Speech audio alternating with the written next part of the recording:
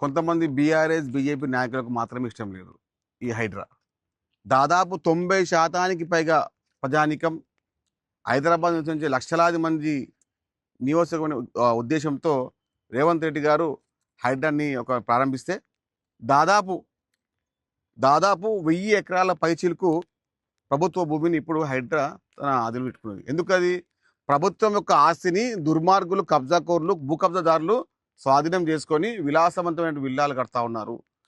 ప్రభుత్వ ఆస్తిని కొల్లగొట్టి ఆస్తులు కూడబెట్టుకునే వారందరినీ హైడ్రా వారికి శాపంగా మారిందని చెప్పి కావాలని దాదాపు 63 కేసులు. ఎందుకు? మా ఆస్తులని, ప్రభుత్వ ఆస్తులను కాపాడినందుక? ఇలాంటి దుర్మార్గమైనటువంటి బీఆర్ఎస్ బీజేపీ నాయకుల యొక్క అస్తిత్వాన్ని హైదరాబాద్ ద్వారా వారి యొక్క వ్యవస్థని, వారి యొక్క నిర్మాణ అనుకునే వ్యవస్థగా ఏర్పరచుకొని కావాలని సోషల్ మీడియాలో హైడ్రాకు కావాలని ఇబ్బంది పెడతా ఉన్నారు. ఒకటే మాట చెప్తున్నాం, ప్రజల ఆస్తిని, పార్కులను, చెరువులను, కుంటలను కాపాడుతున్న హైడ్రాకు పూర్తి మద్దతు ప్రజానికం ఉంది.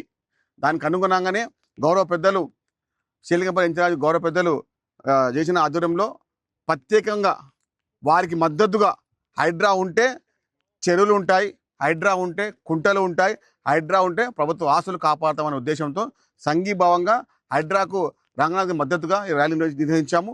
ఈ వర్షం లెక్క వచ్చిన పథకం ధన్యవాదాలు. ఎందుకంటే మనము కాపాడుకునే మన ఆస్తి మన భవిష్యత్తు నిర్మాణమే. ఆ నిర్మాణానికి బాటలు వేస్తుంది హైడ్రా. హైడ్రాకు మద్దతుగా అందరూ వచ్చిన ధన్యవాదాలు తెలియజేసుకోవడం. ధన్యవాదాలు. దీనికి మేము ప్రత్యేకంగా అభినందనలు తెలియజేస్తా ఉన్నాం.